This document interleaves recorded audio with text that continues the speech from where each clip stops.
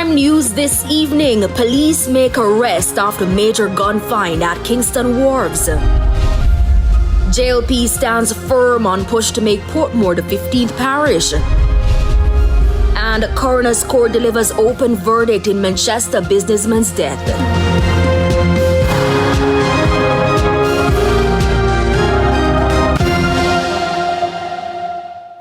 And good evening and welcome to this abbreviated edition of Primetime News, and a special welcome as well to our viewers on TVJ International in the Cayman Islands and online at onespotmedia.com.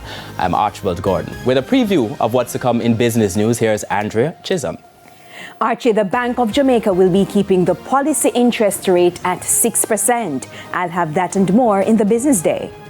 Thanks, Chizzy. And Giovanni Dennis is here with a preview of what's coming up in Primetime Sports, his track and field season.